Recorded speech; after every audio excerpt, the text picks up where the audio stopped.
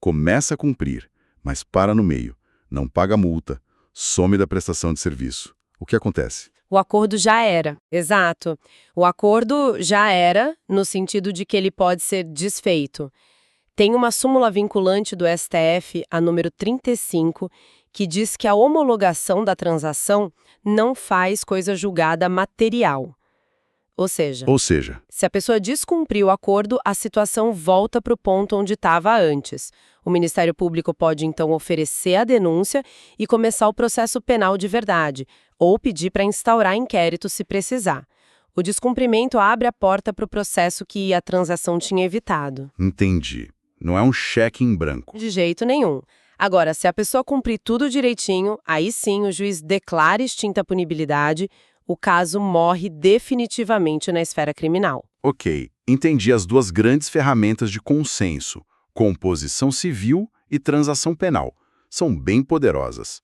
Mas e se nada disso funcionar? Se não rolar acordo de jeito nenhum? Bom, aí não tem jeito, o caminho vai ser o processo mesmo, seguindo o tal do rito sumaríssimo. Se não teve acordo, se não era caso de arquivar direto, aí o Ministério Público ou a vítima, se for ação privada, vai oferecer a acusação formal, a denúncia ou a queixa. E olha que interessante, isso pode ser feito até oralmente, ali na própria audiência preliminar, e depois o escrivão reduz a termo, coloca no papel.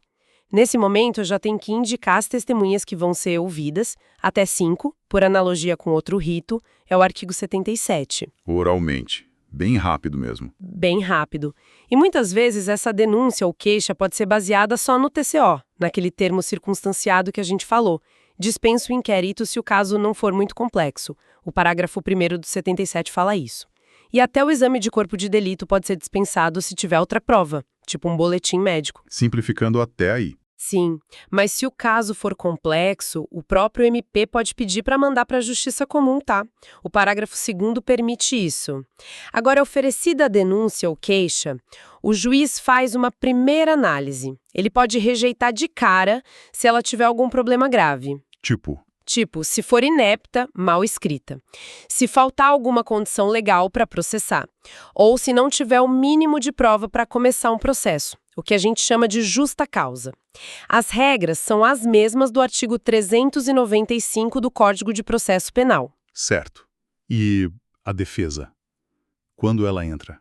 Aqui tem uma diferença importante do GCRIM para o procedimento comum.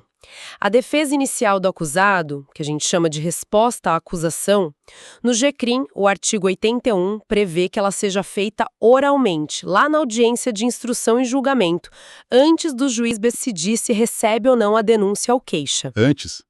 No comum é depois, né? Exato. No rito comum, o juiz recebe a denúncia, cita o réu e aí ele apresenta a resposta escrita. No GCRIM, a ideia é acelerar. O juiz ouve a acusação, ouve a defesa inicial e aí decide se o processo segue ou não. A jurisprudência aplica mais essa regra do 81 da Lei 9.099, priorizando a celeridade. Entendi. Mais uma medida para acelerar. E a citação do acusado? Como funciona? Se o acusado estava lá na audiência preliminar quando a denúncia foi oferecida oralmente, ele já sai de lá citado e intimado para a próxima audiência, a de instrução. Artigo 78. Prático. Super prático. Agora, se ele não estava presente, aí precisa ser citado pessoalmente por oficial de justiça. É o artigo 66. E aqui tem um ponto crucial. No GCRIM não existe citação por edital, aquela publicação para quem está sumido, nem citação por hora certa, aquela para quem está se escondendo do oficial. Não tem? E se não acharem a pessoa? Aí o caso não pode continuar no GCRIM. O parágrafo único do artigo 66 diz que, se o acusado não for encontrado para citação pessoal, os autos têm que ser remetidos para o juízo comum. Lá na Justiça Comum, esses outros tipos de citação são possíveis. É um limite do GCRIM. Entendi. É uma limitação importante. Ok, superamos a fase preliminar, não teve acordo, a denúncia foi recebida. Aí vem a audiência de instrução e julgamento. Como ela funciona? Parece ser um momento decisivo, né? É um momento chave, sim. É onde tudo acontece se não teve acordo antes. Essa audiência concentra tudo. O juiz, antes de começar a ouvir provas, tem que tentar de novo a conciliação, a composição civil e também a transação penal, se elas não foram possíveis lá atrás. É o artigo 79. Sempre tentando acordo até o último minuto. Insistindo no consenso. Sempre. Mas se ainda assim não der acordo, aí a audiência segue um roteiro bem definido pelo artigo 81. Qual é a ordem? Se de ali mesmo se recebe ou rejeita a denúncia ou queixa. Se rejeitar, cabe apelação, como a gente vai ver. Se receber, aí começa a produção de provas. Provas. Ouve-se a vítima, se ela estiver presente, depois as testemunhas de acusação e em seguida as de defesa. O acusado tem que levar as testemunhas dele ou pedir para intimar com antecedência, viu? 5 dias antes. Certo. Depois de ouvir todo mundo, vem o interrogatório do acusado, se ele estiver presente. Aí, acabada a coleta de provas, vem os debates orais. A acusação fala, a defesa fala, rapidinho. E, para fechar, o juiz dá a sentença ali mesmo, na hora. Na hora. Uau. Na própria audiência. A sentença pode ser mais simples, não precisa daquele relatório detalhado do processo comum, mas tem que explicar por que decidiu daquele jeito. É o parágrafo 3º do 81. Tudo muito rápido e concentrado. Realmente. E tem alguma regra nova sobre como essa audiência deve ocorrer? Tem sim, uma adição recente, o parágrafo 1º-A no artigo 81. Ele proíbe expressamente qualquer manifestação ou uso de linguagem que ofenda a dignidade da vítima ou das testemunhas durante a audiência. Se acontecer, pode gerar responsabilização. É para garantir um mínimo de respeito no ambiente, mesmo com a pressa. Importante essa proteção. Muito. E a lei diz que nenhum ato dessa audiência deve ser adiado. Se alguém faltar, o juiz pode até mandar a polícia buscar para garantir que a audiência aconteça. É o artigo 80. A ideia é não parar. Nossa, é um ritmo intenso mesmo. E depois dessa sentença dada ali na audiência, quais são as opções de recurso? Dá para recorrer no GCRIM?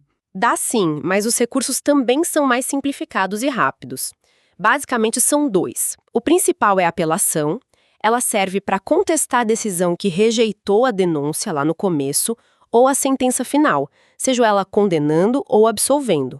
O artigo 82 trata dela. E como funciona essa apelação? O prazo para entrar com ela é de 10 dias. E o interessante é para onde ela vai. Não é para o Tribunal de Justiça ou TRF como no processo comum. Ela é julgada por uma turma recursal. Turma recursal? É um colegiado formado por 3 juízes de primeiro grau, ali da mesma região. É um julgamento mais próximo, digamos assim. A outra parte também tem 10 dias para apresentar as contrarrazões, a resposta ao recurso. Entendi. Um sistema de recurso próprio. E o outro recurso qual é? São os embargos de declaração. Eles cabem contra a sentença do juiz ou contra a decisão da turma recursal, o acórdão, se tiver alguma parte obscura, contraditória ou omissa. Alguma coisa que não ficou clara na decisão. O prazo é mais curto, 5 dias, e eles interrompem o prazo para outros recursos, como apelação. Está no artigo 83. Erro material, tipo erro de digitação, o juiz pode corrigir de ofício. Ok, apelação e embargos. Mas enxuto mesmo. Falamos muito de composição civil, transação penal.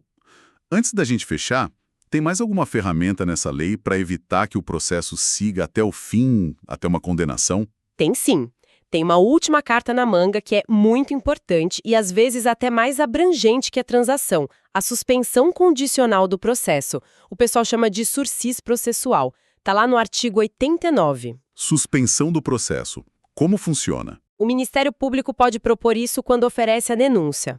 Mas atenção, não é para qualquer crime do GCRIM. É para os crimes cuja pena mínima prevista na lei seja igual ou inferior a 1 ano. Pena mínima de até 1 ano? Isso. Isso acaba pegando muitos crimes do GCRIM, mas também alguns crimes que tramitam na justiça comum, mas que têm essa pena mínima baixa. Para ter direito, tem outros requisitos. O acusado não pode estar sendo processado por outro crime no momento, nem pode ter sido condenado por outro crime antes, salvo exceções, e precisa ter bons antecedentes, conduta social ajustada, aqueles requisitos do artigo 77 do Código Penal que falam da suspensão da pena. Certo, requisitos parecidos com os da transação, mais focados na pena mínima. Exato. Se o MP propõe e o acusado e o defensor dele aceitam, ali na frente do juiz. O juiz, ao receber a denúncia, em vez de mandar o processo seguir, ele suspende o processo. Ele fica parado por um período que pode ser de 2 a 4 anos. É o chamado período de prova.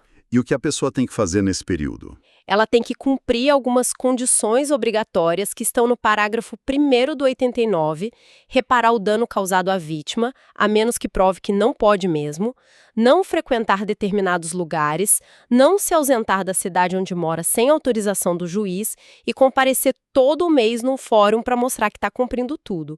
O juiz ainda pode colocar outras condições se achar necessário. Entendi. Fica um tempo sob observação e cumprindo regras. A prescrição do crime também fica parado, suspenso, é o parágrafo 6º.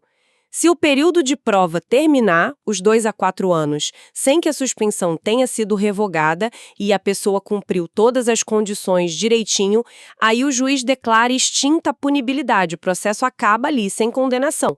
É o parágrafo 5º. O STF diz que essa extinção não é automática, precisa da decisão do juiz confirmando o cumprimento. Mais uma forma de evitar a condenação e os antecedentes. Exatamente, mas claro, tem risco. A suspensão será revogada obrigatoriamente se, durante o período de prova, o beneficiário for processado por outro crime ou se ele não reparar o dano sem ter uma boa desculpa. Está no parágrafo 3º. Revogação obrigatória. Sim. E ela poderá ser revogada, aí o juiz decide se revoga ou não, se a pessoa for processada por uma contravenção penal, que é mais leve que crime, ou se descumprir alguma outra condição que o juiz impôs. É o parágrafo 4º. Entendi as hipóteses de revogação. E se o MP não quiser propor a suspensão? Mesma lógica da transação. É considerado um poder-dever do MP. Se ele recusa sem motivo justo, quando caberia, entende-se que o acusado pode pedir aquela aplicação analógica do artigo 28A, parágrafo 14, para reanálise pelo órgão superior. E se o acusado não aceitar a proposta do MP, aí não tem jeito. O processo segue normalmente. É o parágrafo 7º. E da decisão do juiz que concede a suspensão, cabe recurso em sentido estrito. E esse instituto não vale para a justiça militar. Ufa. Realmente. Por trás daquela ideia inicial de simplicidade e rapidez, tem toda uma engenharia jurídica, né? Várias etapas, mecanismos bem específicos, com regras próprias. Não é tão simples quanto parece à primeira vista. Sem dúvida nenhuma. É uma aposta que o sistema fez lá em 95 em dar uma resposta diferente, talvez mais adequada para esses conflitos de menor gravidade. A ideia é ser mais ágil, sim, mas também focar na vítima, na reparação do dano e usar a prisão só em último caso mesmo, buscando alternativas. Mas como a gente viu, essa via expressa tem suas próprias regras de trânsito, seus limites bem definidos e suas exceções muito importantes, como nos casos de violência doméstica ou contra crianças e adolescentes. Não é para tudo. Olhando para tudo isso que a gente conversou, qual seria, assim, a grande mensagem, o principal insight dessa nossa análise da Lei 9.099? Olha, talvez seja a percepção de que existe sim no nosso sistema penal essa vertente muito forte voltada para o consenso, para a desjudicialização, para evitar o processo formal completo nas infrações de menor potencial ofensivo.